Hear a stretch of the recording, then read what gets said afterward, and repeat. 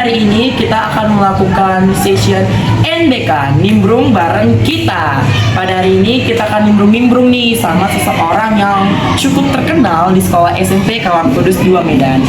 Tanpa lama-lama kita sambut Ipai Madoli Pasaribu. Silakan perkenalan diri. Perkenalkan saya Ibu Madoli Pasaribu. Saya sebagai ketua OSIS di sekolah ini. Ya, walaupun saya bakal ganti jabatan. Wah, jadi ini adalah ketua OSIS di sekolah SMP Kalam Kudus 2 Medan yang terletak di Jalan Kapten Muslim.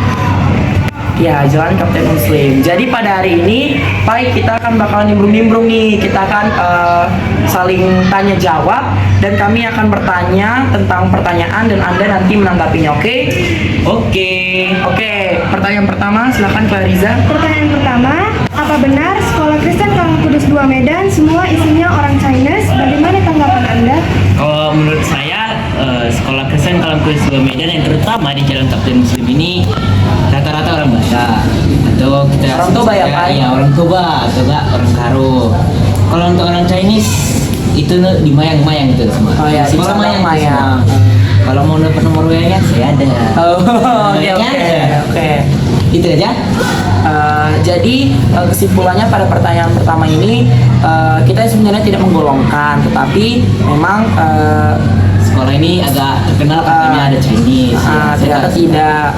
Tuh, silakan pertanyaan kedua Pak Riza. Pertanyaan kedua, apa benar kalau murid SMP Kalam Kudus 2 Medan itu ketika istirahat semuanya membawa bekal karena tidak ada kantin? Bagaimana tanggapan Anda? Kalau menurut saya 50% soalnya terkadang ada siswa yang emang mereka langsung makan nanti di rumah, tidak bawa bontong. Jadi misalnya istirahat kedua itu mereka cuma main-main doang. Oke. Jadi mereka nggak makan. Ya saya juga nggak tahu kenapa ya. Dan FYI di sekolah Kristen SMP Kristen Kalam Kudus 2 Medan ini emang dulunya tidak ada kantin, tetapi ada namanya bazar yang menjual makanan-makanan juga. Dan sekarang memang udah ada kantin dan alat pembayarannya itu nanti menggunakan kartu, tidak lagi menggunakan uang. Soalnya takut Uangnya kececeran. Ya, uangnya Jadi itu kececeran. takut lah orang tuanya. Takutnya anaknya mungkin, wah uangnya kececeran mah, jadi nggak jajan. Nah, betul. Gitu. Oke, kita sambung ke pertanyaan yang ketiga ya, Pak. Iya. Pertanyaan ketiga, apa benar kalau di SMP Kalam Kudus 2 Medan guru-guru itu galak? Bagaimana tanggapan Anda?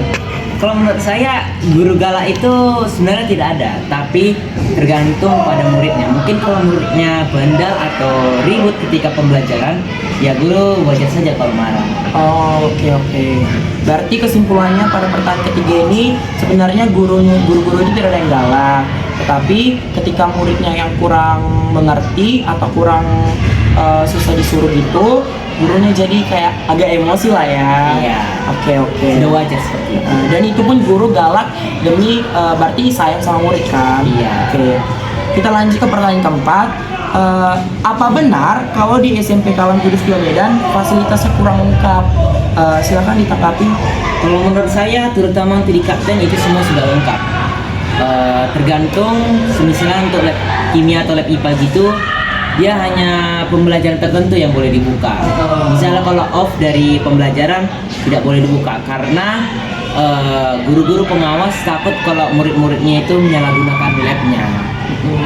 Tergantung juga kalau misalnya kita mau ke lab komputer itu off pembelajaran bisa, terutama kalau misalnya itu kita ada tugas dan nggak ada komputer di rumah.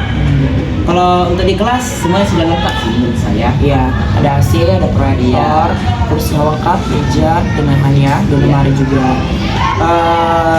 Itu kan tadi kan fasilitas kelas. Bisa nggak disebutkan apa saja fasilitas sekolah Kalam Kudus, sekolah Kristen Kalam Kudus 2 Medan yang dimiliki? Fasilitas di kelas tadi udah, fasilitas yang seperti lab kimia dan lab komputer sudah. Ada juga namanya fasilitas untuk lab komunikasi, itu biasanya digunakan pembelajaran untuk SMA.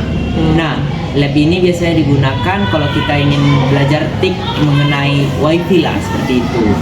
Ada juga ruang auditorium yang untuk menyanyi atau untuk semacamnya. Itu biasa digunakan untuk seni musik. Ada juga 3 lapangan berbeda, lapangan voli, lapangan basket, dan futsal. Itu saja. Oke. Jadi sampai situ untuk session NBK kita, nimbrung bareng kita. Kita beri tepuk tangan dulu sekali untuk IPA Madoli Pasar Ibu. Terima kasih sudah menjadi bintang tamu di episode pertama NBK. Ya, sama-sama. Terima kasih, bye bye.